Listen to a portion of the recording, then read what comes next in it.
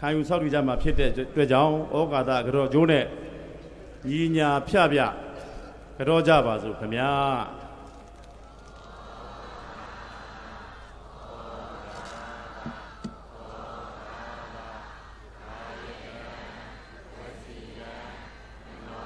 ရှောက်တယ်ရှိပါ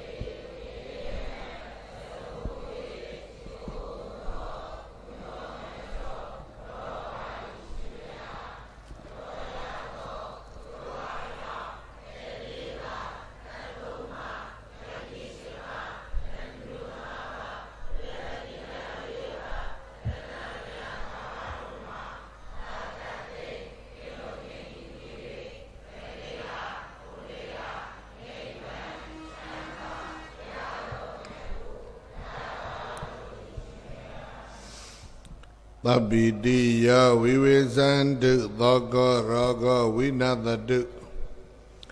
မတေဘွန်တန္တရာယသုခိတိကာယုကောဘဝအဘိဝါဒနာသီလိသအိဋ္ဌံဟုတ်တာပ္စာယိနောသတ္တရောဓမ္မဝဋ္ဌန္တုအာယုဝနောဒုက္ခပလံသဗ္ဗိတိယဝိဝေဇန္တုဘေယခသိန္တောကင်းငြိမ်းကြပါစေကုန်သတည်းသဗ္ဗသောကောဝိနသတုဆိုရင်ခသိန်းကင်းငြိမ်းပါစေတည်းသဗ္ဗရောဂောဝိနသတုယောဂခသိန်းကင်းငြိမ်းပါစေတည်းမာတိဘောတန္တရာယသင်တို့ဘေးရန်အန္တရာယ်ပါတခုမျှမရှိကြပါစေကုန်သတည်းဒုက္ခိတိကာယုကဘွန်တုကိုစိတ်နှပါချမ်းသာသာအသက်ရှိကြပါစေကုန်သတည်းအသောကတိကာယုကဘွန်တုဆိုရင်ကင်းကွာစိတ်ချမ်းသာစွာဖြင့်အသက်ရှိကြပါစေကုန်သတည်းအရောဂတိကာယုကဘွန်တုအနာကင်းကွာချမ်းသာစွာဖြင့်အသက်ရှိကြပါစေကုန်သတည်းအဘိဝါဒနာသီရိသဗျာတရားသံဃာယရဏသုံးပါးနှင့်မိဘဆရာကိုရှေးခိုးတော်လေးအချင်းရှိကြပေကုန်သောဗုဒ္ဓပစ္စာယိနောကြီးကုန်သောပုဂ္ဂိုလ်တော်ကိုအယောသေးပြုတတ်တော်လေးအချင်းရှိကြကုန်သောသင်္သူရကောင်းပေါင်းတို့မှာအာယုစသက်တန်းရှိခြင်း၎င်းဝဏ္ဏစယောအစေကောင်းခြင်း၎င်းဒုက္ခစကိုစိတ်နှပါချမ်းသာခြင်း၎င်းဗလစကိုအာညာအာနဲ့ပြည့်စုံခြင်း၎င်းအာရောကျန်စအနာကင်းကွာကြမ်းပါခြင်း၎င်းဣတိသောပင်စရမကျုတရားဤ၅ပါးတို့သည်နေဆံပြေမပြတသက်ပါလုံးဝတ္တံတုတက်လာသောနေလိုတိုးလာသောရေလိုတနေ့တခြားတိုးတက်စီကားကြပါစေကုန်သတည်း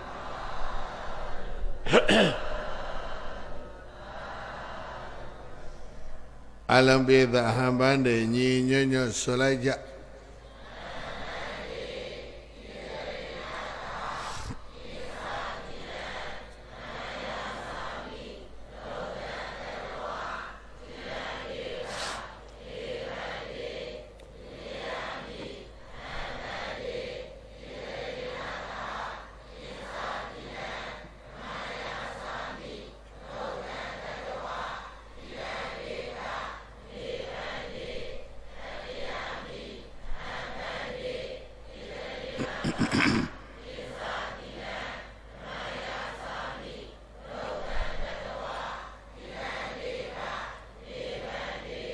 ယမဟာဝဒ္ဓမိတံဝတေထ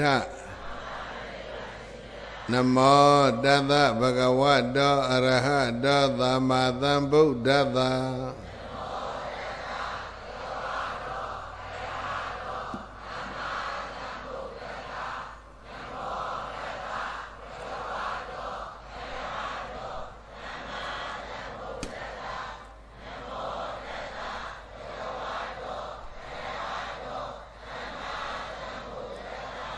ဗုဒ္ဓံတရဏံဂစ္ဆာမိဓမ္မံတရဏံဂစ္ဆာမိသံဃံတရဏံဂစ္ဆာမိ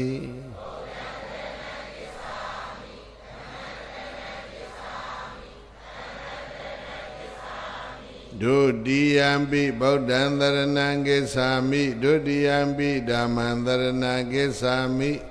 ဒုတိယံပိသံဃံတရဏံဂစ္ဆာမိ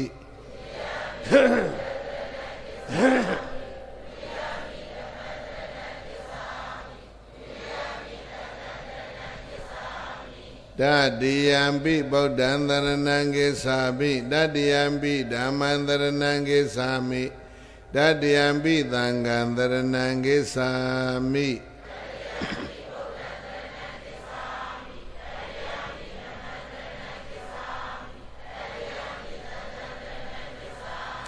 တရဏဂမနံသံပုံနံ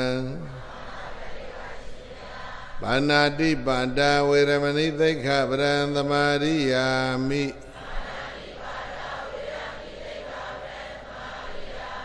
အဒိနာဒါနာဝေရမဏိသိက္ခပရံသမာရိယာမိ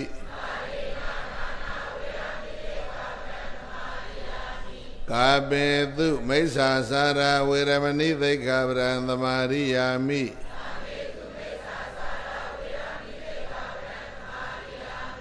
မုသာဝါဒဝေရမဏိသိက္ခပရံသမာရိယာမိသုရာမေရယမေဇပမဒဌာနာဝေရမဏိသိက္ခပရံသမာရိယာမိ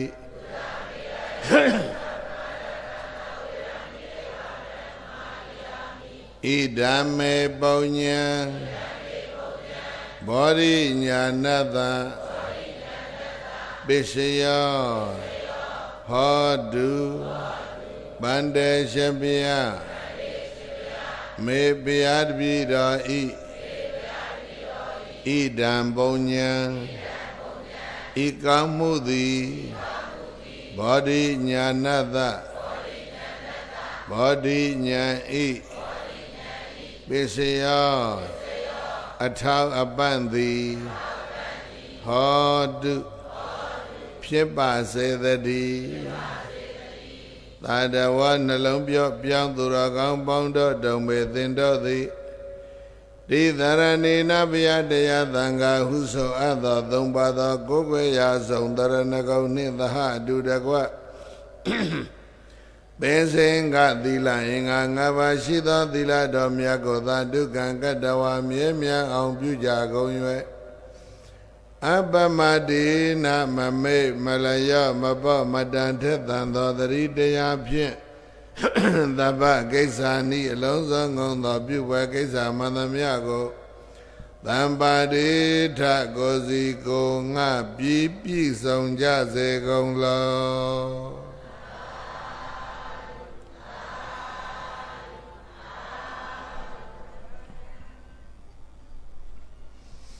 အလုံးသောတရားချစ်ခင်သူတော်စင်များ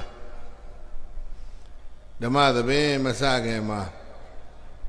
30ပုံအရ10မျက်နှာအနန္တစัจ java လာတဲ့ရှိကြသောအနန္တသတ္တဝါတွေ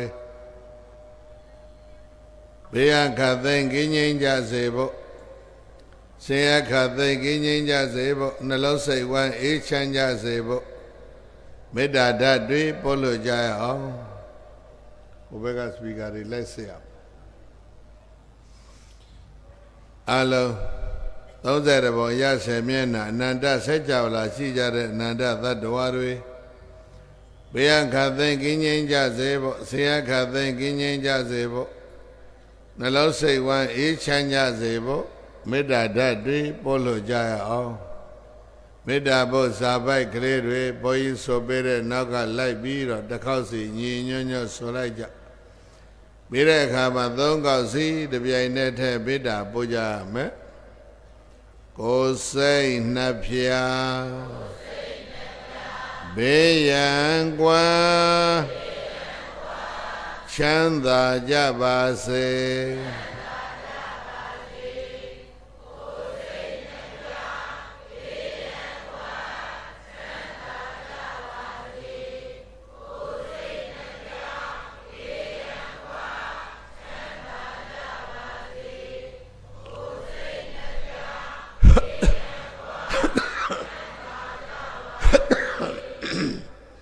မေတ္တာနှလုံးကိုယ်စီသုံးရွှင်ပြုံးကြပါစေ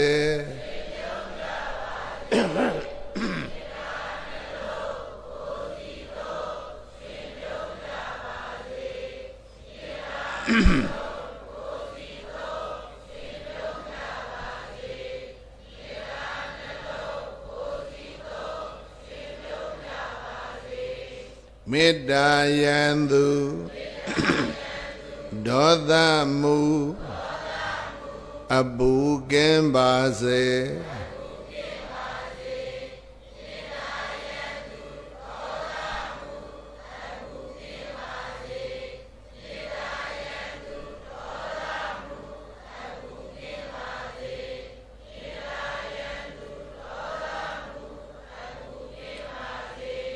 မေတ္တာရေစံကိုယ်စီဖြင့်အေးချမ်းကြပါစေ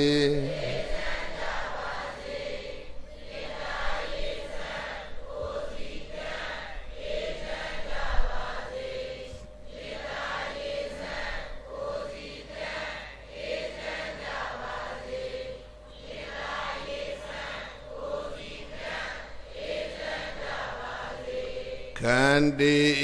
ယံဒေါသမံတွန်းလှန်နိုင်ပါစေ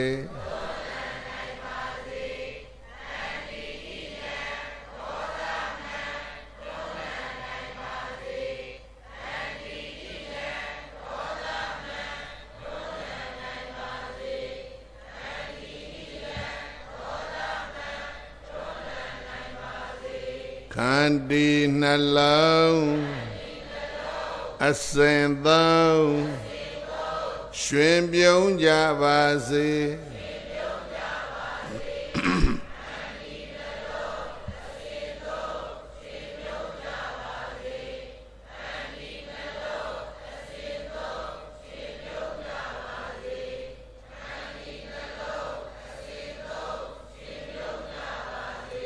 ဓမေတ္တာစွမ်း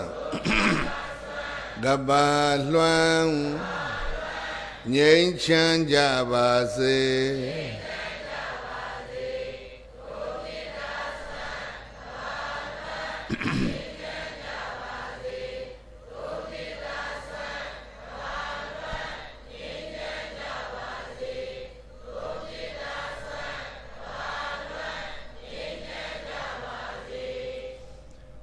မေတ္တာနိသာကရောလောကေသမ္မာပါတုဒုက္ခံကရောမေတ္တာတိတလရံတိဒုက္ခန္တုပုသိတာပဇာလောကေတတ္တဝါအလီလေးခောမိပိုးလလောကတကဘာတွင်၌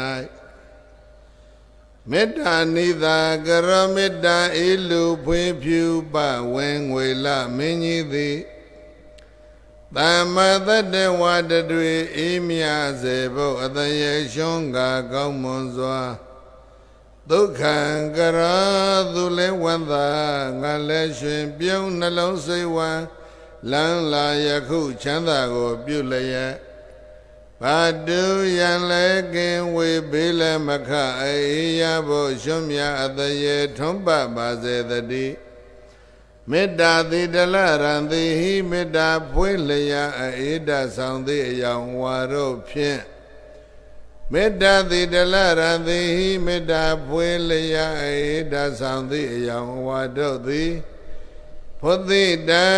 ဘုံဘုံလွှမ်းထုံမွမ်းမလာထိတွေ့အကောင်သောမဇာကပခိပွဲပြေးပြေး၌တည်နေများစွာတတ္တဝါတို့သည်ဒုက္ခဒုက္ခစိတ်ဧကဘေးရန်ကွာ၍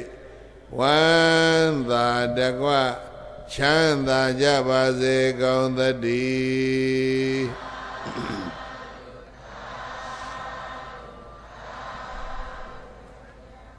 1382ခုနှစ်ပြာတော်လဇန်9ရက်ညချမ်းကာလ7 နာရီ15 မိနစ်အချိန်ကစတင်လို့ ရန်ကုန်တိုင်းလှိုင်မြို့နယ်သီရိမင်္ဂလာဈေးလုံးဆိုင်ရာအမျိုးသားအမျိုးသမီးတွေပေါင်းစုလို့ကောင်းမှုတစ်ခုဖြစ်စေဖို့ဆင်ကျင့်ပါသော9ချိန်မြောက်ဆင်ကျင့်ပါသောသီရကုဓမ္မသဘင်ကိုယခုခါမေတ္တာသီသမေတ္တာပတနာနဲ့စတင်ဖွင့်လှစ်ပါပြီဓမ္မသဘင်ပွဲသောအခေရောက်ရှိလာခဲ့ကြကုန်သောတရားချစ်ခဲသူရရှင်ပရိသတ်ပေါင်းတို့နှင့်တကွ30ပုံအရ10မျက်နှာအနန္တစัจ java လာ၌ရှိကြကုန်သောအနန္တသတ္တဝါတွေဘေးအခတ်သိကင်းငြိမ်းကြပါစေဆေအခတ်သိကင်းငြိမ်းကြပါစေနှလုံးစိတ်ဝမ်းအေးချမ်းကြပါစေလို့မေတ္တာဓာတ်တွေဖြန့်ဝေပြီးဓမ္မသဘင်ကိုစတင်ဖွင့်လှစ်ပါပြီဓမ္မသဘင်စတင်ဖွင့်လှစ်ပြီးလို့ကျင်ညာလိုက်တဲ့အချိန်ဟာဖြင့်7 နာရီခွဲဖို့ဟလာ10 မိနစ်လောက်အလိုမှာဘုန်းကြီးတို့နာရီရောက်သွားယောစဝဒတတံဇီဝေဒုပိညောအသမဟိတောဧကဟံဇီဝိတံသေယောပိညဝန္တတဇာယိနောယောစကျင်သူသည်ကဒုပိညောပညာမရပါပဲအသမဟိတောသမာဓိလေးမရပါပဲဝန္တတတနှစ်ပေါင်း100ကာလကြာအောင်ဇီဝေအသက်ရှင်၏နှစ်ပေါင်း100တော့အသက်ရှိတယ်တဲ့အဲ့ဒီပုဂ္ဂိုလ်ဟာပညာလည်းမရလိုက်ဘူးနှစ်100ကြီးလူဘဝနေတာသမာဓိလည်းမရလိုက်ဘူးတသပုဂ္ဂလသတ္တောပညာလည်းကင်းသမာဓိလည်းကင်းသောပုဂ္ဂိုလ်ရဲ့ဝဋ္ဌတတံနှစ်ပေါင်း100ကာလကြာအောင်ဇီဝိတံသက်ရှင်ခြင်းကသေရောအကျိုးမပြည့်အချင်းဤပဲအဲ့ဒီပုဂ္ဂိုလ်ရဲ့ဘဝဟာအချင်းဤပဲနှစ်100သက်ရှင်လျက်ကနေသီပညာလည်းမရလိုက်ဘူးသမာဓိလည်းမရလိုက်ဘူးဒါဆိုတော့နှစ်100ချင်းဤပဲကိုယ်အလုံးတစ်နှစ်ကုန်လို့တစ်နှစ်ပြောင်းတာ2020ရဲ့ဒါပထမဆုံးရက်ပဲကောငယ်တွေနှစ်တွေမှာတို့ဘာရလိုက်လဲဒီစာအယမြတ်စွာဘုရားရဲ့ဒီအဆုံးမအယငငယ်တဲ့တစ်နှစ်လုံးတို့လူဘဝနေခဲ့တာပညာရခဲ့လားသို့မဟုတ်သမာဓိရခဲ့လားသို့မဟုတ်တစ်ခုခုရလားအဲ့ဒါစဉ်းစားကြည့်ပညာနဲ့သမာဓိဒီမှာပြောတာတော့အဲ့ဒီနှစ်ခုမရရင်နှစ်100ချင်းပြီးဖြစ်သွားပြီတဲ့ဘာနာသို့သောပညာဝတ္တသပညာနဲ့ပြည့်စုံသောပုဂ္ဂိုလ်ဤသမာဟိတောသမာဓိနဲ့ပြည့်စုံသောပုဂ္ဂိုလ်ဤဧကဟံတနေ့တရက်တဏနဲ့မြတ်ဇေဝိတသက်ရှင်ကြမယ်ဆိုရင်တသပုဂ္ဂလသတ္တောသမာဓိပညာပြည့်စုံသောပုဂ္ဂိုလ်တို့ရဲ့တရက်ဓမ္မနဲ့ဇေဝိတသက်ရှင်ခြင်းသည်သေရောမြတ်တယ်ပညာလည်းရမယ်သမာဓိလည်းရမယ်ဆိုတဲ့ပုဂ္ဂိုလ်တွေတရက်လောက်ဓမ္မနဲ့လောက်သက်ရှင်ရရင်တန်ဖိုးရှိပါတယ်လို့သတ္ထနတ်လူတို့ဆရာမြတ်စွာဘုရားကိုရောမြတ်သည်ဝေါဇကရုဏာရှိရှုဟောကြားတော်မူခဲ့ပါပေသတည်း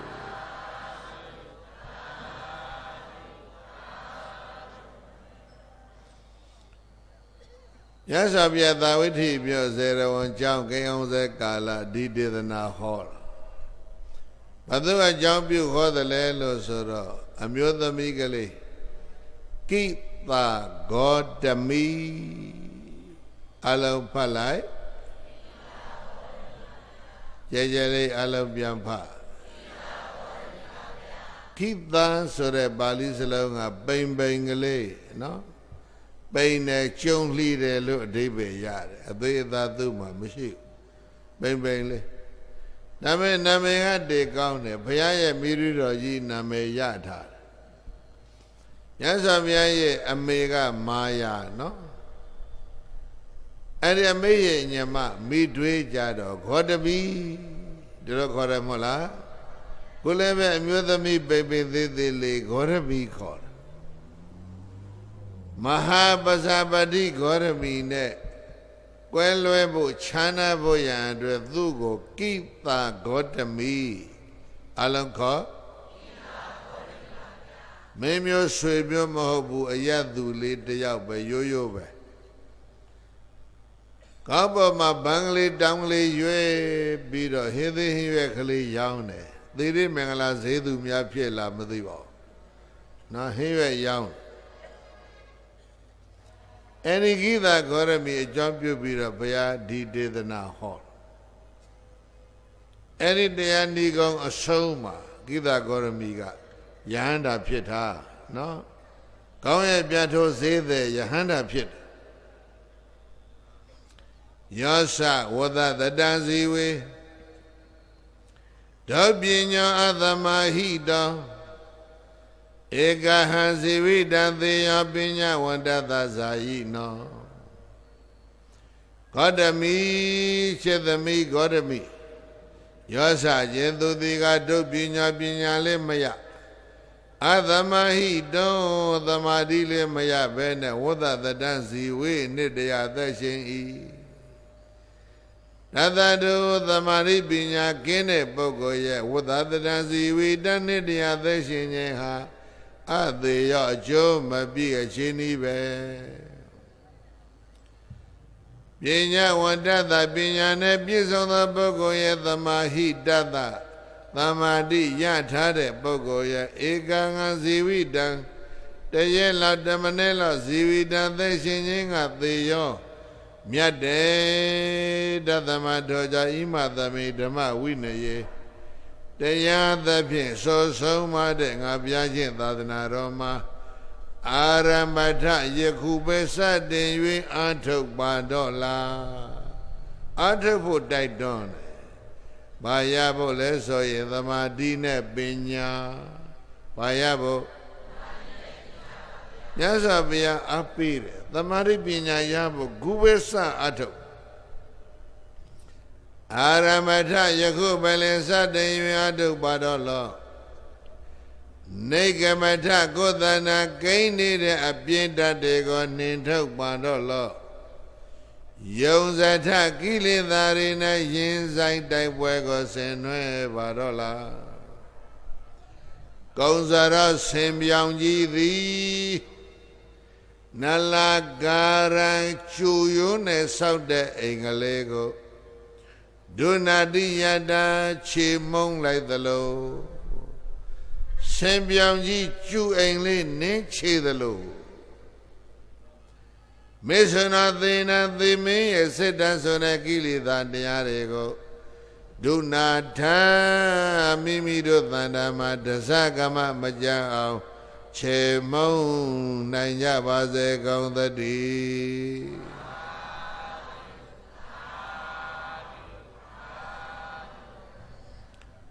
သဝတိမြို့မှာတထေးတယောက်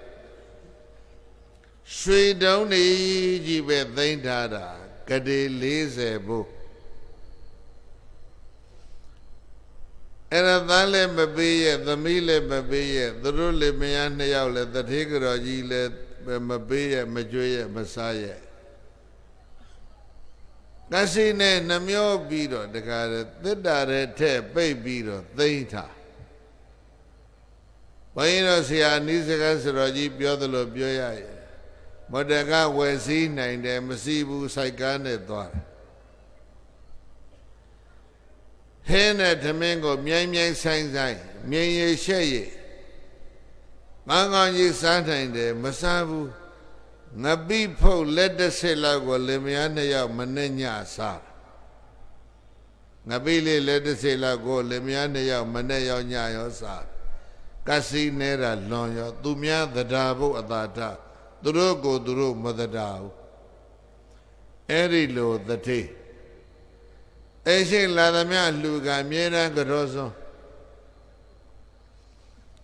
အဲ့တော့ဘာဖြစ်လဲဆိုတော့ဒီတတိဆိုတဲ့ဒီစည်းစိမ်ဂရေ40လောက်ရှိတဲ့ရွှေတုံးတွေပိုင်ထားတဲ့တတိစည်းစိမ်ဟာအလုံးနားလည်ရမယ်ဒါကောင်းကျိုးချမ်းသာဘာလဲကောင်းကျိုးချမ်းသာဆိုတာကောင်းမှုနဲ့ရတာမဟုတ်လားကောင်းမှုရှိမှကောင်းကျိုးရတယ်လေ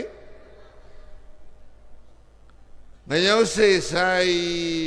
ပြီးတော့တပြည့်သီးလေးသီးရင်ကောင်းမှာပဲဆိုတော့ဘယ်လာမလဲငရုတ်စိတ်ဆိုင်ရင်နော်ပူဆက်တဲ့အသီးပဲစားရမှာပေါ့ဒီလိုမဟုတ်လားချိုမြိန်နဲ့ဟဲ့လားတရက်သီးတရက်စိတ်လေးများစိုက်ထားရင်တရက်သီးချိုချိုစားရမှာပေါ့ချိုတဲ့မျိုးစေ့သည်ချိုတဲ့အသီးကိုသီးမယ်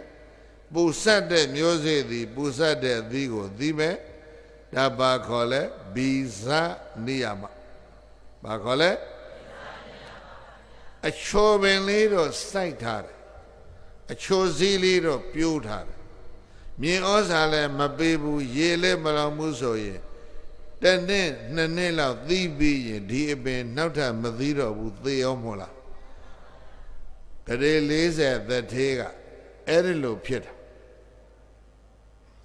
တရကောတရလည်းမတရာဘူးသူများလည်းပဲအလှူအတန်းမလုပ်ဘူးဆိုတော့အပင်ဆိုင်ပြီးတော့မြေဩဇာမပေးပဲရေမလောင်ပဲပြစ်ထားသလိုဖြစ်သွားတော့အဲ့ဒါကိုပါဠိလိုခေါ်တယ်ပုံညက်ခရရောက်သွားတယ်။ဘာရောက်ကောင်းမှုရဲ့အရှိန်သတ္တိတွေကုန်သွားတာနားလည်လောက်ရဲ့လား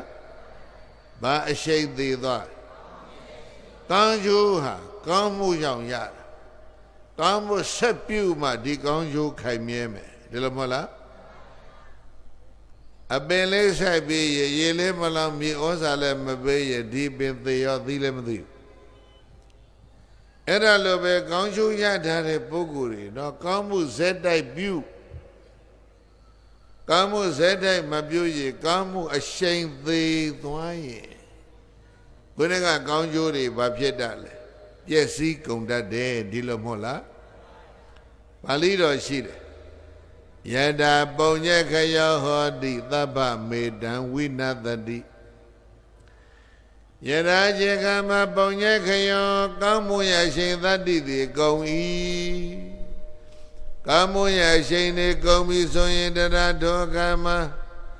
ဧတံသဗ္ဗတုကောင်းကျိုးချမ်းသာတွေအကုန်လုံးဟာဝိနတတိပျက်စီးနိုင်တယ်ကောင်းမှုအရှိန်ကုန်ရင်ကောင်းကျိုးတွေဘာဖြစ်လဲပျက်စီးတတ်တယ်ဒါလေးမှ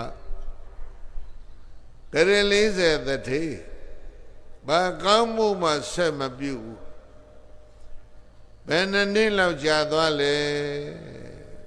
စာရရှိတာကိုဘုန်းကြီးတို့ခမန်းလို့မရဘူး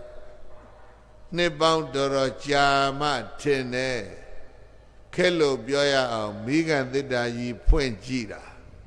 ရွှေတုံးတွေအကုန်လုံးဘီသွေတုံးဖြစ်ရွှေတုံးနေ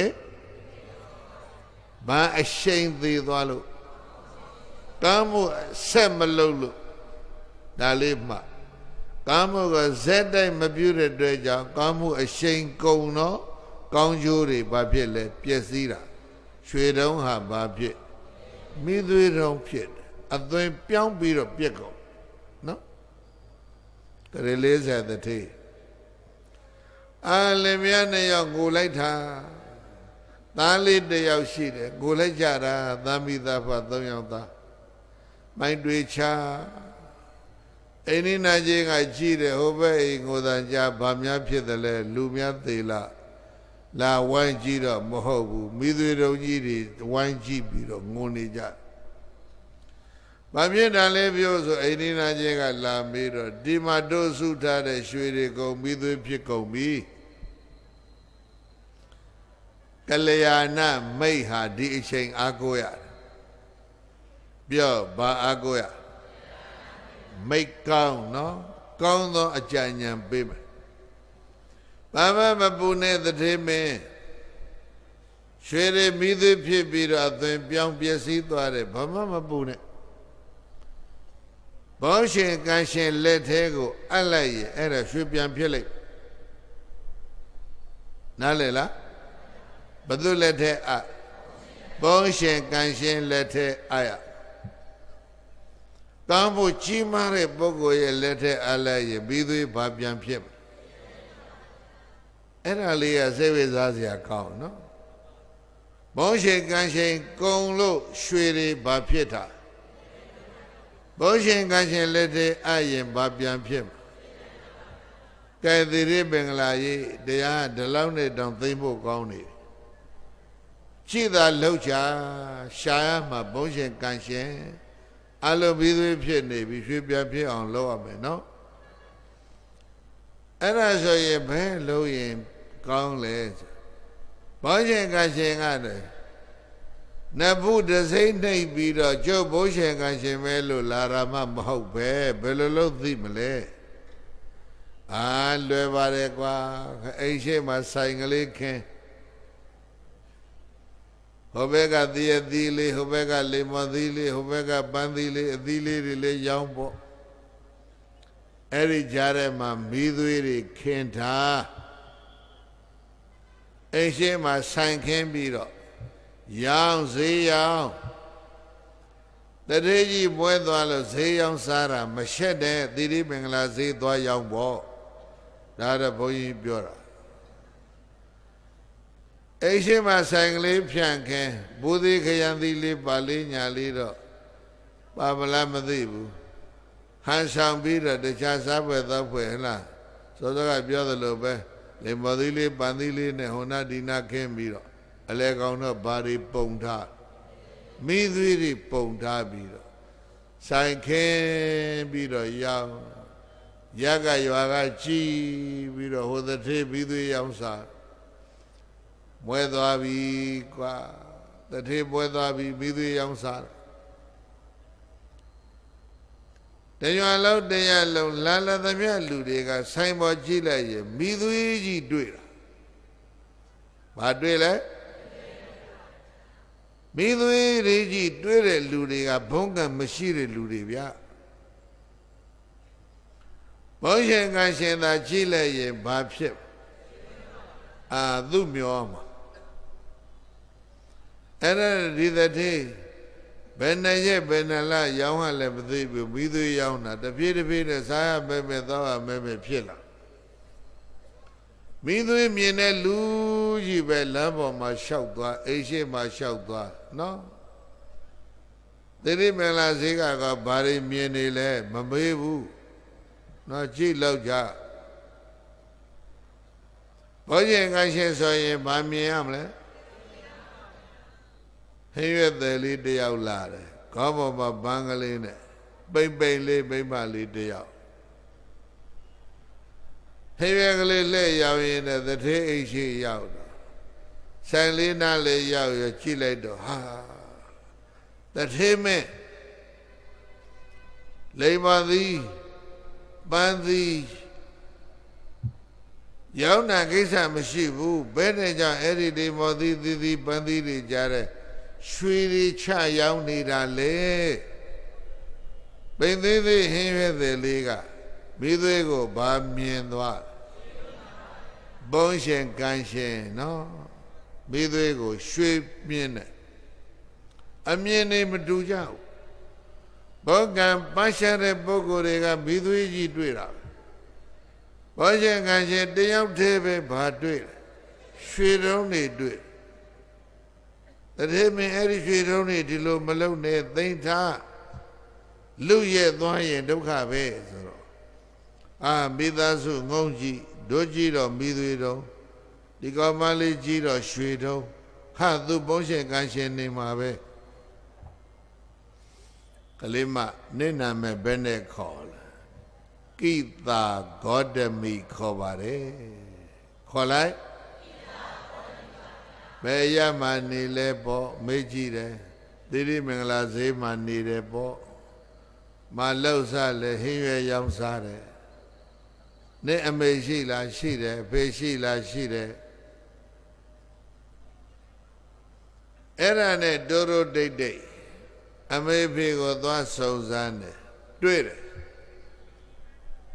မိသူ၏တထေးကခိသဂေါရမီရဲ့အမေနဲ့အဖေကိုသွားပြီးတော့စကားဆက်တာမင်းတို့သမီးလေးကအိမ်တောင်ရှိလားမရှိဘူး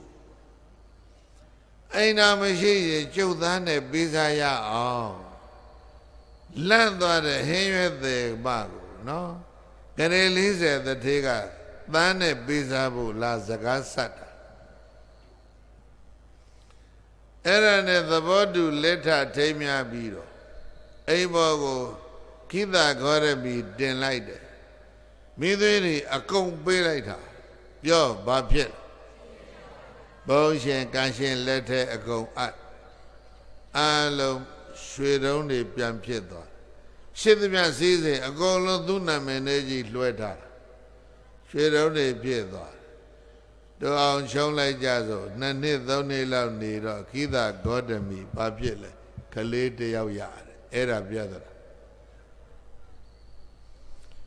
ဒီတော့ဘုန်းကြီးတို့နိရိကန္ထသုံးမှာမြတ်စွာဘုရားမိန့်တာနော်ပရိသတ်ကြီးသတိထားပြောပြီးသားယတာပုံညက်ခယောဟောတိသဗ္ဗမေတံဝိနသတိယရာခြင်းကမပုံညက်ခယာကောင်းမှုအရှိန်ကုန်သည်ဟောတိဖြစ်၏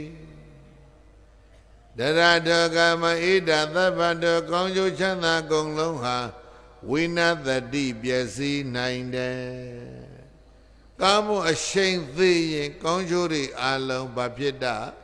ပျက်စီးတတ်တယ်ဒါကိုမမေ့ကြနဲ့ကိုသီရိမင်္ဂလာကကောင်းမှုတွေပြုလာတာဒီမှာဒီတာတဲ့စာလေးအရာဆို9နှစ်တောင်ရှိသွားပြီနော်9နှစ်တောင်ရှိသွားပြီ9နှစ်ကနေ10နှစ်17နှစ်12နှစ်ပြိဿရေမပြတ်တလဆရှိတဲ့ကောင်းမှုတွေဆက်နေမှဘာတွေမြဲကောင်းကျိုးတွေမြဲမယ်ကောင်းမှုအဆက်ပြတ်လို့ကောင်းမှုအရှိန်တတ္တိသေးရင်ကောင်းကျိုးအလုံးပျက်စီးသွားနိုင်အရေ40သောပစ္စည်းသူလည်းမဆသူများလည်းမပေးသစ္တာရဲပိတ်ပြီးတော့သိမ့်ထားမိသွေးတုံးဖြစ်သွားတာပါဠိလိုပြောမယ်ပုံညက်ခရရောက်တာပါဠိစလုံးမှဘာရောက်ပုံညက်ခရပြန်ပြော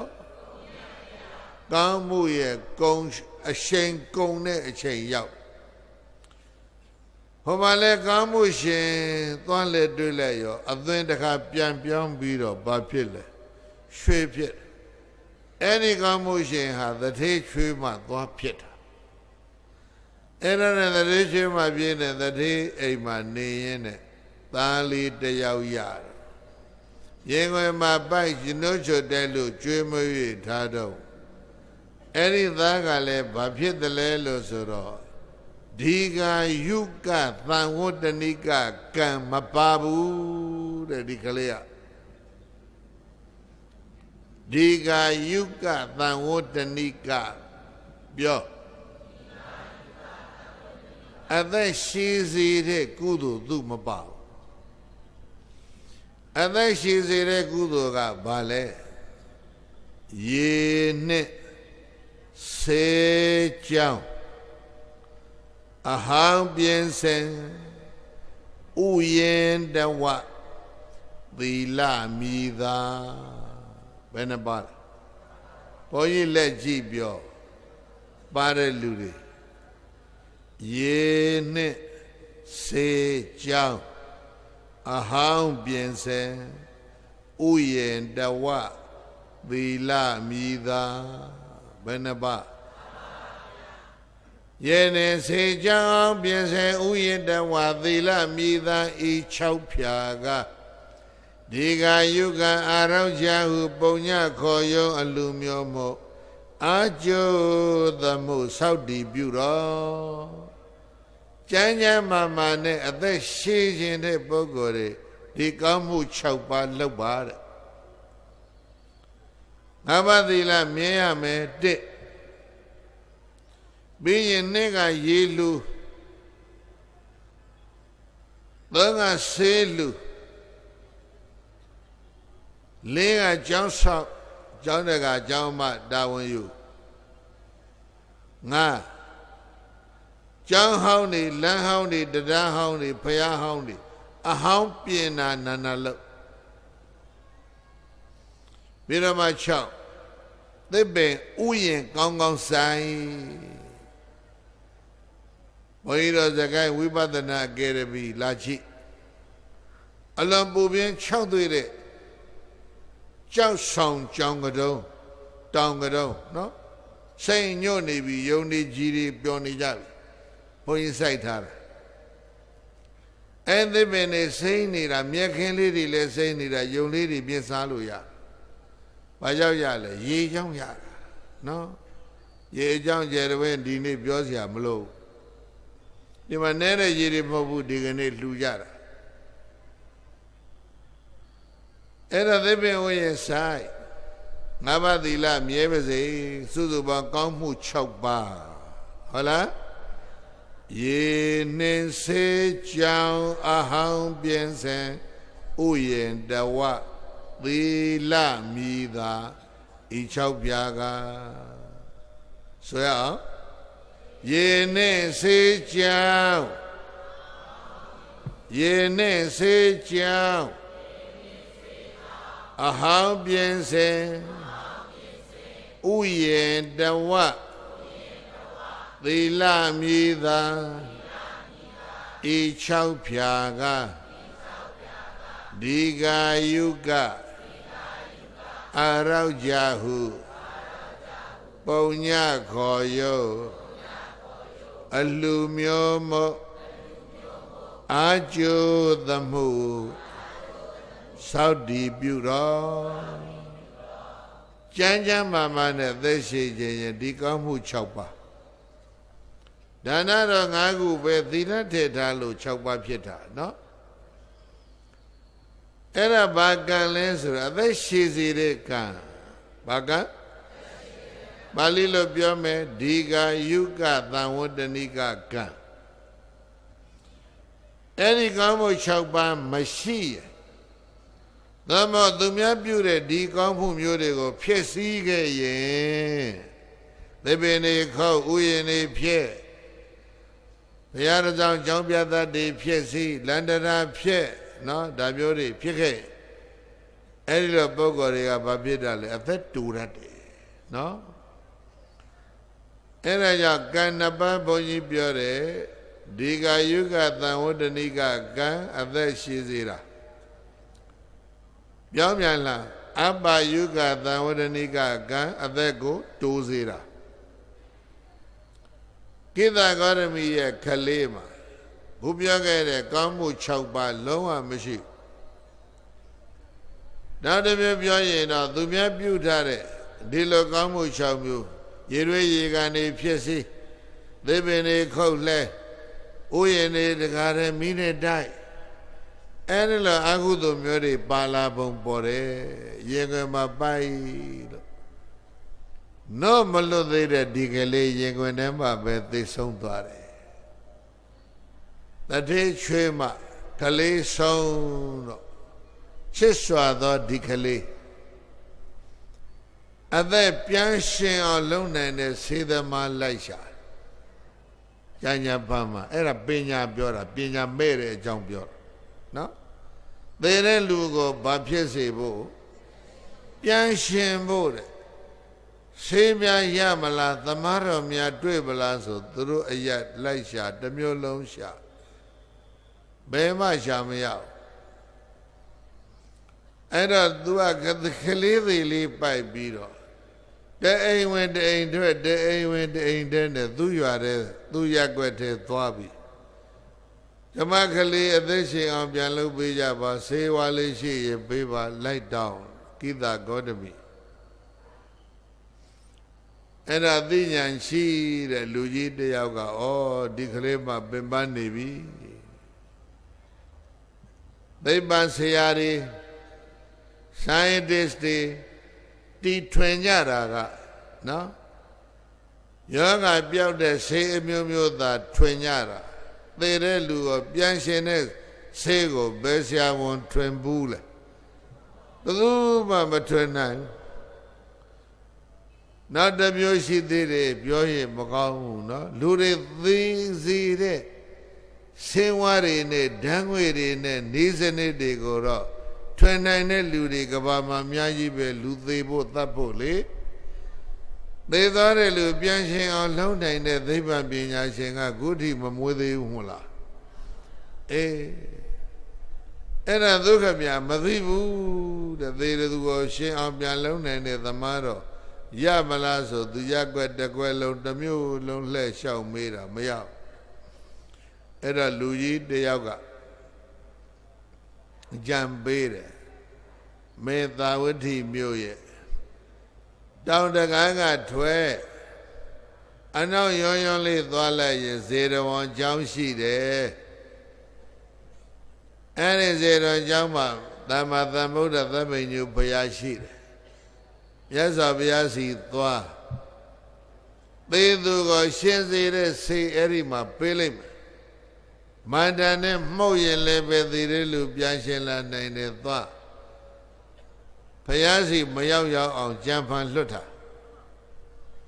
ဒါနဲ့ကလေးသေးလေးပိုက်ပြီးတော့ဂိသကောရပြီဘုရားစီရောက်လာရသော်ဘုရားကချစ်သမီးဘာများလို့ရှိသလဲပေါ့နာထဆိုတဲ့ပါဠိပုဒ်ဟာလေပြောဘာပုဒ်လဲနာထနော်အာကိုရာလို့အဓိပ္ပာယ်ရမြတ်စွာဘုရားကိုရမြတ်ရဲ့ဂုဏ်တော်တွေနာမည်တွေအများကြီးတွေကနာထဆိုတာအာကိုရာဒုက္ခရောက်တဲ့ပုဂ္ဂိုလ်ရဲ့အာကိုရာ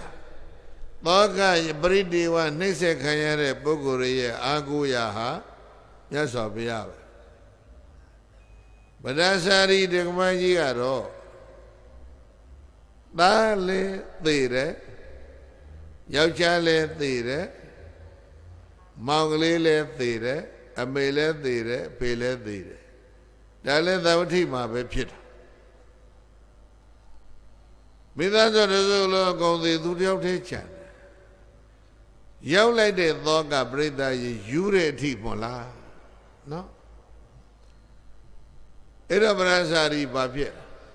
အယုမကြီးဖြည်းပြီးတော့မြို့ရဲရွာတဲ့လှဲ့လေတောင်ရန်စသော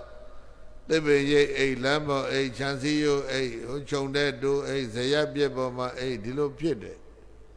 တထေသမီးစိန်နေရွှေရသည်လို့လူကောင်းသူကောင်းဘဝတွေကဆိုလို့ရှိရင်လူတိုင်းက welcome နေမှာပေါ့အယူကြီးဖြစ်ပြီးတော့ခါအဝတ်တောင်မရှိဘူးသာဝတိမြို့ထဲမှာမြတ်စွာဘုရားကိုလိုပရိသတ်ကြီးကိုတရားဟောနေတာပရဇာရီအဝေးကလှမ်းကြည့်ဟဲလူအုပ်ကြီးနေတာမဟုတ်ဧကန္တတစုံတစ်ယောက်ကစားစရာတွေဝေပေးတာဖြစ်မယ်သူတွေးတာတကယ်တော့လူအုပ်ကြီးဘာလုပ်နေတာလဲတရားနာအဲ့လိုအောက်လိုက်နဲ့လူတွေကိုစားစရာဝေပေးတဲ့ပုဂ္ဂိုလ်ဟာသာဝတိမှာရှိတယ်လေဘယ်သူလဲ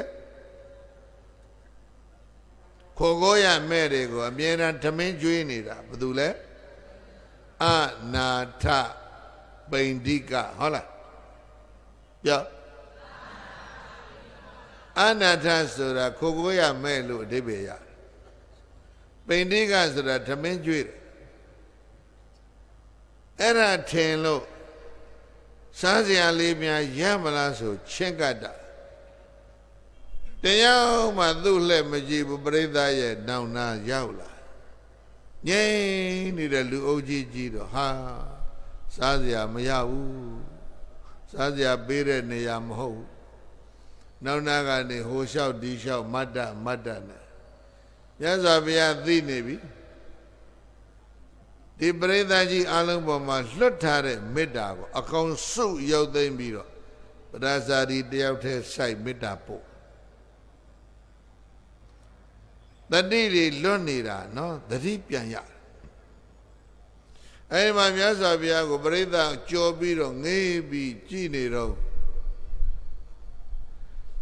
တတိပတိလဘပဒါစာရိ ဗခိနီချစ်နမသတိပတိလဘသတိရပါတော့လားမာသောစိဗခိနီချစ်နမဆိုရေပူဆွေးငိုကြွေးမနေနဲ့တော့မာပရိတေဝေဗခိနီငိုကြွေးပူပန်ခြင်းကိုမပြုနဲ့တော့ဗခိနီ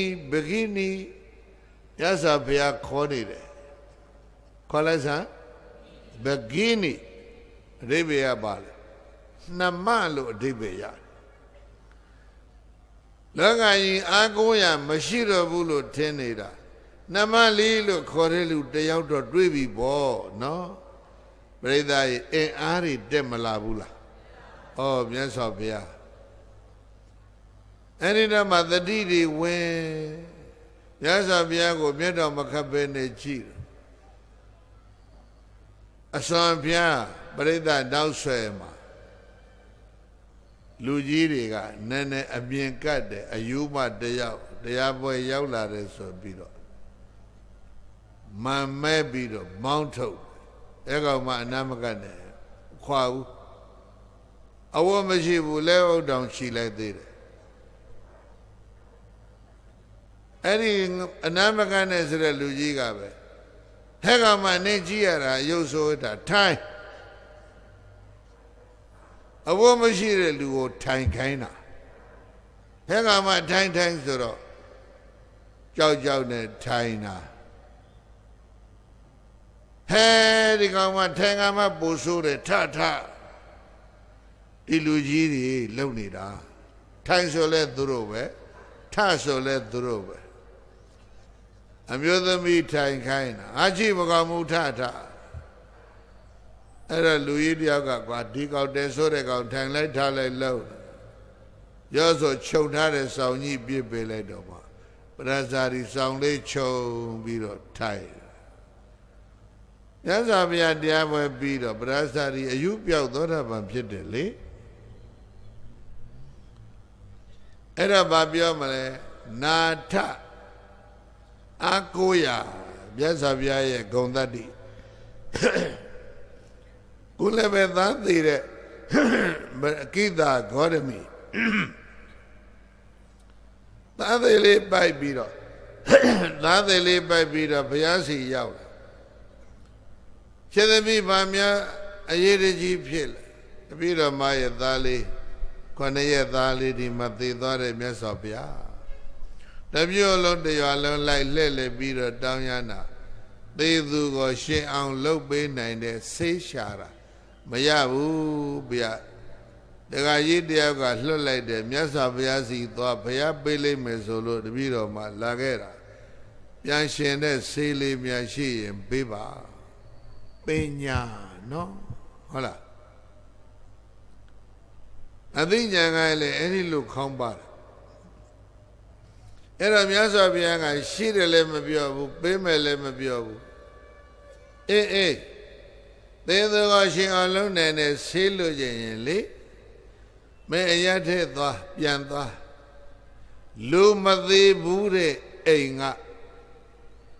မောင်ញင်းစီလက်တဆုပ်ရအောင်တောင်းခဲ့ဒါပဲပြောတယ်ဘယ်အိမ်ကလူမသေးဘူးသောအိမ်ကဘာတဆုပ်မောင်ញင်းစီတဆုပ်ရအောင်တောင်းခဲ့ဒါပဲမောင်ញင်းစီရရင်သေးတဲ့လူကိုရှင်အောင်လုပ်ပေးမယ်ဆိုတဲ့ promise အမခံချက်မရှိဘူးနော်ငကျင်းစီငကျင်းနဲ့ကြော်ဆိုတာမျိုးပဲအဲ့ဒါနဲ့ကလေးလေးပိုက်ပြီးတော့ကျောင်းကနေပြန်ထွက်သွားတအိမ်ဝင်တအိမ်တွဲနဲ့မုံညင်းစီလိုက်တောင်းအဲ့ကဘာလုပ်ဖို့လဲအိုးမုံညင်းစီပေးပါသေတဲ့လူကိုရှင်အောင်ပြန်လုပ်ဖို့ဘုရားကမုံညင်းစီရှာခိုင်းလို့ထွက်ခဲ့တာရော့မုံညင်းစီလက်တဆုပ်ပေးလိုက်တယ်ရှင်တော့အိမ်ကလူသေးဘူးသလားဟာသေးဘူးတာပေါ့ဘယ်တော့မှဖိုးသေးသွားတယ်ဘယ်တော့မှဖွားသေးသွားတယ်မုံညင်းစိတ်တွေလှုပ်ပြနောက်တအိမ်သွားမုံညင်းစိတ်လက်တဆုပ်ပေးပါပေးတယ်ဘာလို့ဖို့လဲသေသူကိုရှင်အောင်ပြန်လုပ်မယ်ကျမသားလေးကိုယ်သမီးသေသွားပြီအသက်ရှင်အောင်ပြန်လုပ်ချင်တာဘယ်သူလုပ်ပေးမယ်ပြောလဲဘုရားလုပ်ပေးမယ်ဘုရားမပြောဘူးနော်မုံညင်းစိတ်ပဲရှာခိုင်းတာ ခြေတော်ရင်ကသေဘူးသလားဟာဘယ်တော့ကဘသူသေးတယ်တစ်မြို့လုံးတစ်ရွာလုံးသွားတာတော်တော်လေးသွားပြီးတော့ခြေတော်တွေညောင်းမောပန်းပြီးတော့တပင်းကလည်းမစားရနော်အလုံးအလျောက်ဘာဖြစ်သွားလဲနားလေသွားတယ်မွေးလာတဲ့လူတွေအကုန်လုံးဟာသေခြင်းမှာအဆုံးသတ်အိုးဒိမ့်တဲ့လှုပ်သမျှအိုးတွေအကုန်လုံးဟာကွဲခြင်းမှာပဲအဆုံးသတ်သီးသမျှသီးတွေအကုန်လုံးကျွေကြခြင်းမှာပဲအဆုံးသတ်နာနေခင်ကျလာတဲ့နှင်းရီပေါက်ကလေးတွေမြက်ပင်ထိပ်ပြားမှာသီးနေတယ်နေထွက်လာတာနဲ့နှင်းသီးပေါက်ကလေးတွေဘာဖြစ်လဲပျောက်ကုန်တယ်နှင်းသီးနှင်းပေါက်တွေနေထွက်ရင်ပျောက်သလိုပဲသီးတွေမဲ့ရင်ကျွေကြသလိုပဲလှုပ်သမျှအိုးတွေကအကုန်လုံးကွဲသလိုပဲမွေးသမျှသတ္တဝါတွေအကုန်လုံးဘာဖြစ်မှလဲသေမှာပဲမြတ်စွာဘုရားမဟောလိုက်ရဘူးမုံညင်းစီရှာရင်းနဲ့နားလေသွားကလေးသေးလေးသုတ်တန်သွားပြစ်ပြီးတော့မှမြတ်စွာဘုရားစီပြန်သွားတာမြတ်စွာဘုရားထံမောက်ရောက်တော့မြတ်စွာဘုရားကိုရောမြတ်ကယောစဝဒတတံဇီဝေဒုပညောအသမဟိတဧကဟံဇီဝိတံသေယောပညာဝန္တတသာယိနောကောဓမိစေသမီကောရမီယောစခြင်းသူသည်ကဒုပညောပညာမရပဲသေတဲ့လူကိုရှင်အောင်ပြန်လုံနိုင်တဲ့ဆေးများရှိလိမလားပညာနည်းတဲ့သဘောနော်သေသူဟာပြန်ရှင်တယ်ဆိုတာကမ္ဘာသမိုင်းမှာမရှိဘူးအဲဒါကြောင့်ဒုပညာကင်းပြီးတော့မှအသမဟိတောစိတ်ကိုလည်းထိမ့်သိမ့်နိုင်တဲ့သမာဓိမရှိပါပဲဝဒတတံနှစ်ပေါင်း100ကာလကြာအောင်ဇီဝေသက်ရှင်ဤတသတော်ပညာနဲ့သမာဓိကင်းတဲ့ပုဂ္ဂိုလ်တို့ရဲ့ဝဒတတံဇီဝိတံနှစ်တရာသက်ရှင်ခြင်းဟာနသေယောအကျိုးမပြည့်ရှိနေပဲပညာဝတ္တသပညာနဲ့ပြည့်စုံသောသမာဟိတသသမာဓိနဲ့ပြည့်စုံသောပုဂ္ဂိုလ်ရဲ့ဧကဟတနိတယတဏနဲ့မြဇီဝိတံသက်ရှင်ခြင်းကတော့သေရောမွန်မြတ်တယ်ရဲ့လို့သတ္တလူနတ်တို့ဆရာမြတ်စွာဘုရားကိုရောမြတ်သည်တေသက်တိကရုဏာရှိထာမေတ္တာအဖြင့်ဟောကြားတော်မူခဲ့ပါပေသတည်း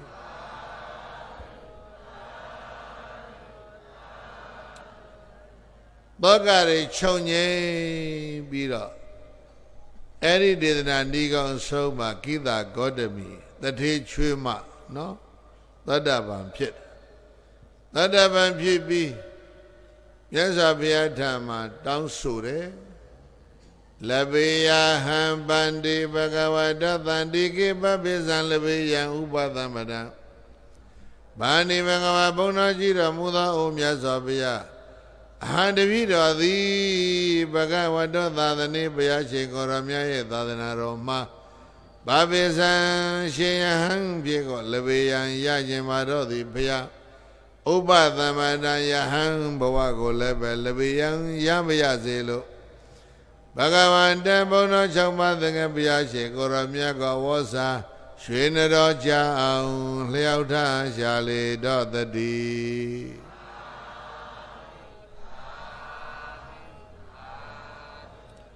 တပည့်တော်မှာယဟန်ဘဝရပါရစေရံပြုပေးပါ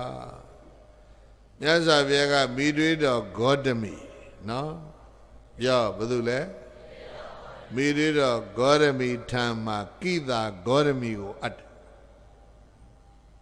ဂေါတမီ2ယောက်မဟာပဇာပတိဂေါတမီဆိုတဲ့မိတွေးတော်ကြီးကယဟန်ပြုပြီးသားမိတွေးတော်ဂေါတမီကသူ့ကိုကောင်းဒီပါရရိပ်ပြီးသင်္ကန်းသပိတ်ပေးခရတဲ့သိမ်သွင်းကမ္မဝဖတ်အမျိုးသမီးတော့ယဟန်ဝိခွင့်ရှိတဲ့ခေတ်ဘုရားသာသနာရဲ့ဒီ2500ခရီးမှာဘယ်ခေတ်လောက်မှစကွယ်သွားလဲဘုန်းကြီးတို့မပြောနိုင်ဘူးမျိုးသမီးတွေယဟန်ဝိခွင့်နေတခါတည်းရဆိုင်သွားတယ်ခုထိပဲက ဣသံဂေါရမီယဟန်ပြုပြီးတော့တပိတ်ပယခရနဲ့အချိန်တန်ဆွမ်းခံထွက်ဆွမ်းခံပြန်တရားချက်သူ့ကြောင်းလေးထဲမှာဘုန်းကြီးတင်တယ်မိုးတွင်းနဲ့တူပါတဲ့မိုးရလေးတွေချတာနဲ့ကြောင်းလေးတကားပိတ်မောင်ရိပ်ကလေးချလာတော့မောင်းနေတော့သူ့ရဲ့ရှေ့နားမှာဇပွဲပေါ်မှာစီမီကွက်ကလေးထွန်းကြောင်းလေးမောင်းလို့ဆိုပြီးတော့စီမီကွက်ခွက်ကလေးထဲမှာစီထက်မိစားလေးတက်ပြီးတော့ပြီးထွန်းတာအဲ့ဒါတိုင်းပြီးတော့သူကြည့်နေတဖြည်းနဲ့တရားအထုတ်ရင်တဲ့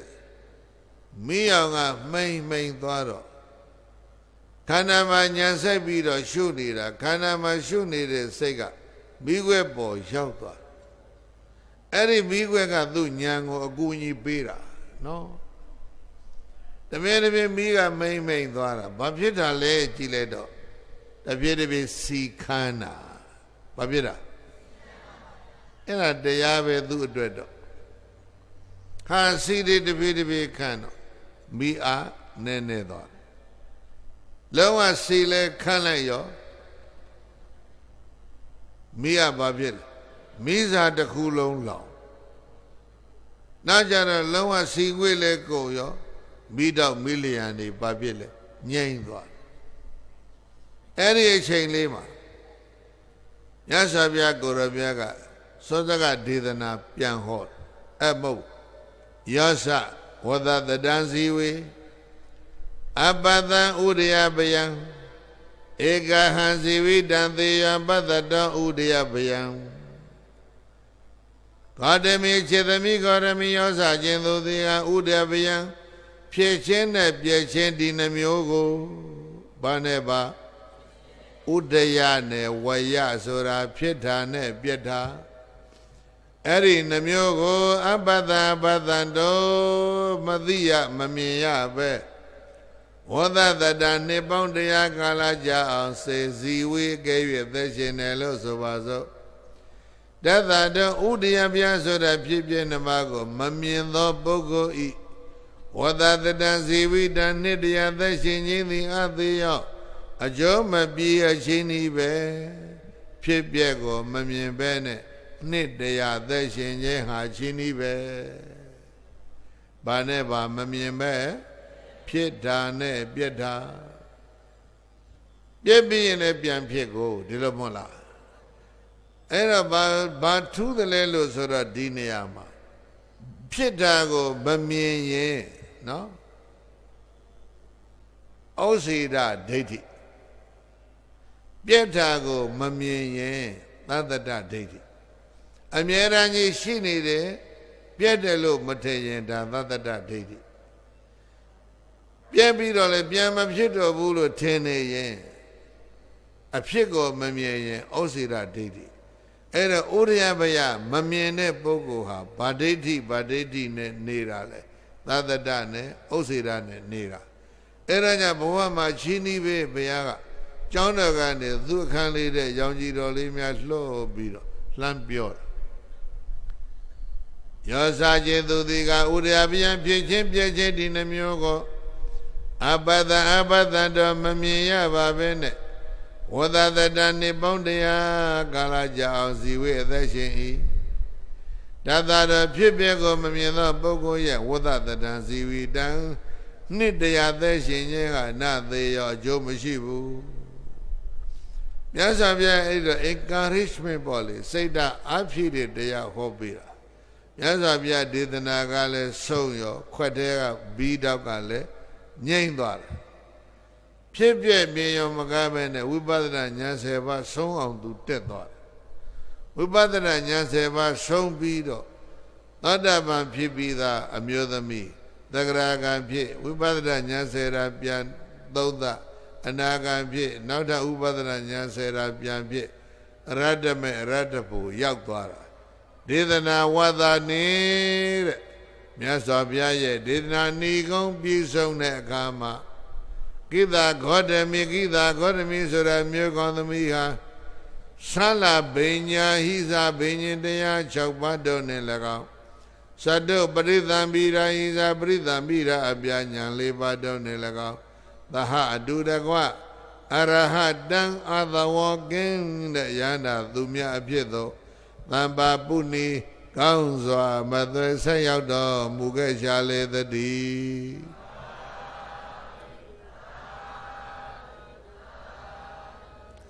ပရိသတ်ရဲ့စီမီခွဲကသူ့ကိုသူ့ညာနေကိုအားပေးသွားတယ်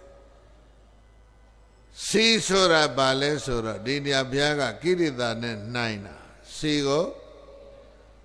စီရှိသည်မြမိစာကြီးပါလောင်ခံရမိလောင်ခံရအဲ့ဒါဘုရားတော်ပရိသတ်ဒီခန္ဓာ၅ပါးဟာမိစာကြီးကိလေသာတွေကဘာနဲ့တူတဲ့စီရီလိုပဲခန္ဓာမှာကိလေသာတွေဝဲနေတာကိလေသာအလုံးကိုစီနဲ့တူတယ်လို့သဘောထားဒီခန္ဓာ၅ပါးကိုဘာနဲ့တူမိစာကြီးလိုပဲစီရီလောင်လောင်ပေးနေသမျှမိစာကြီးမိတော့တွေကလည်းအရှိန်ကောင်းနေကြမှာပဲအကယ်၍တဖြည်းတဖြည်းစီခန်းသွားရင်မိတော့မိလျာအားနေသလိုပဲကိလေသာကဒိဋ္ဌိကုံသွားတယ်ဝိသိကိစ္စကုံသွားတယ်ဟလားခုတကပြောပြီးပြီသန္တရဒိဋ္ဌိဩစိဒဒိဋ္ဌိတွေကုံတယ်ဝိသိကိစ္စတွေကုံတယ်လောဘကုံတယ်ဖြည်းဖြည်းဘာဖြစ်တာစီခန်းနေအဲ့တော့စီလဲခန်းရောမိစာလဲကျွမ်းရောပြီးတော့ဘာဖြစ်လဲမိတော့မိလျံလဲငြိမ်းရောမြတ်စွာဘုရားကစီပြီးွယ်စိုက်ကြည့်နေတဲ့အထေရီကိုဒီဒေသနာဟောလိုက်တာဒါကြောင့်ဒေသနာဝတ္တနေဒေသနာဤကောင်းပြည့်စုံတယ်ဆိုရင်ကိသာဂေါရမိသည်သလပညာဣဇပညာ6ပါးသတ္တုပရိသံပိရာဣဇပရိသံပိရာဉာဏ်4ပါးတို့တွင်သဟအတုတကွအရဟတံအသဝကင်းတဲ့ယန္တာသူမြတ်ဖြစ်သောသံပါပုဏိကောင်းစွာမသွေဆက်ရောက်တော်မူခဲ့ပါပေသတည်း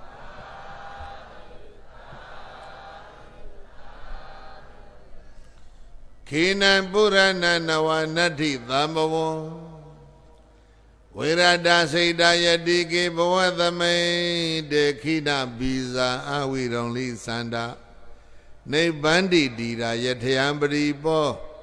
ဣရမိသံဃေယရဏံပဏိတံဣတိနာသစ္စေနသုဝတိဟောတုယေသံကျင်ယဟနာသခင်ရှိသူများကြီးတို့ရဲ့သန္တမပုရဏံဘဝဟောင်းကကံဟောင်းတွေခိဏံကုံတော်မူကြပြီကံဟောင်းတွေလည်းကုံသွားပြီသံဘဝဘဝအသက်ကိုဖြစ်စေတတ်တဲ့နဝံပိကမ္မံကံအသက်ဆိုတာလေနတ္ထိသူတို့တွေမှမရှိတော့ဘူးကံဟောင်းနေလေကုံပြီကံအသက်လည်းဘဝသက်အတွက်ပြုလုပ်တယ်လို့သူတို့မှမရှိဘူးအာယတိကိဘဝသမိန်နောင်ဖြစ်ရမယ်ဘဝအသက်မှာဝေရဒစိတ်တတတ်မဲ့သောစိတ်ဓာတ်လည်းကင်းပြတ်တော်မူကြပါပြီ။နောင်ဘဝဖြစ်ဖို့လည်းစိတ်ဆန္ဒသူတို့ရှိသေးလားမရှိတော့ဘူး။အဝိရောလိဆန္ဒဘဝစီပင်ရေးတိုးတက်ရေးအတွက်မျော်လင့်ထားတဲ့အာသာဆန္ဒတွေလည်းကုန်ပြီ။အယံပရိပါဧစီမိကွက်သည်နိဗ္ဗာတိယထာစေခန်းလို့မိစာကျွမ်းရင်မိတော့မိလျံနေငြိမ်သွားသလိုပဲခိနဘိဇာကိလေသာမျိုးစေ့နဲ့ကံမျိုးစေ့ကုံတော်မူကြပြီးတဲ့ဒီရပညာရှိတဆူဖြစ်တော်မူကြတဲ့ဒေတကိတာဂေါရမိတို့ကဲ့သို့သောယန္တာတကယ်ရှင်သိမြကြီးတို့သည်နိဗ္ဗာန်တိသံသရာဆက်ယဟအဆက်ပြသဖြင့်ဇာဆောင်ရောက်သိမ့်၍ခြုံငိမ့်တော်မူကြလေကုန်သတည်း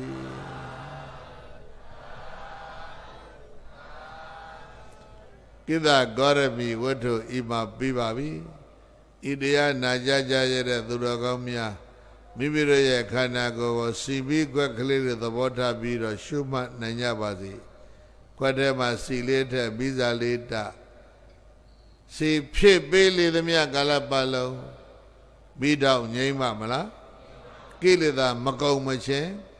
ဘဝဇတ်ဟာမငြိမ်းနိုင်စီဆိုတာကကိလေသာနော်မိစာဆိုတာကဘာလဲခန္ဓာစေခမ်းရင်မိစာကျွတ်စေခန္ဓာကိုကိလေသာပြိနိဗ္ဗာန်လို့ခေါ်တယ်ခန္ဓာကျွမ်းသွားတာကိုတော့ခန္ဓာပြိနိဗ္ဗာန်လို့ခေါ်တယ်အဲ့ဒါကြောင့်ဒီရာ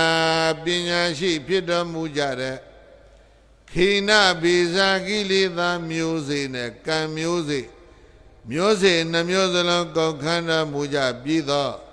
ထောကိတာဂေါရမီတို့ကဲ့သို့သောယန္နာသကေရှိသူများကြည်တော်သည်နိဗ္ဗာန်တိသန္တရာဆက်ရဟအဆက်ပြသဖြင့်ဇတ်ဆုံးယုတ်သိမ့်၍ချုပ်ငိမ့်တော်မူကြလေကောင်းသတည်း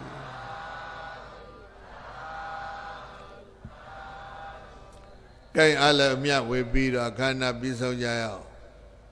ဣဒံမေပုံညံဘောရိညာဏတပစ္စယောဟောတုအရှင်ဘုရားဘုရားတပည့်တော်တို့ဤဓမ္မဒါနဓမ္မပူဇာဓမ္မသဝနာဓမ္မဒေသနာသီရကုရေလှူတော်ဤကောင်းမှုသည်ဘောရိညာဤအထာဝပံဖြစ်ပါစေတည်းဤကောင်းမှုကုသိုလ်ဖို့ကိုဘဝများစွာတန္တရာမယနေ့ကြာအောင်ဆွေမျိုးမိဘတော်စัจကြသောဆွေဟောင်းမျိုးဟောင်းမိဟောင်းဖဟောင်းဘိုးဟောင်းဘွားဟောင်းဆရာသမားပေါင်းတို့အားကြားကြပါစေရကြပါစေအမြဝေဤကြားကြားသမျှကုသိုလ်ဝေစုအယယူ၍အမြယူ၍ဝမ်းသာကြသည်ချမ်းသာကြသည်ဖြစ်ပါစေသောကုသိုလ်အမြယူတော်မူကြပါကုန်လောသာဓုသာဓုသာဓုကုသိုလ်အမြယူတော်မူကြပါကုန်လောသာဓု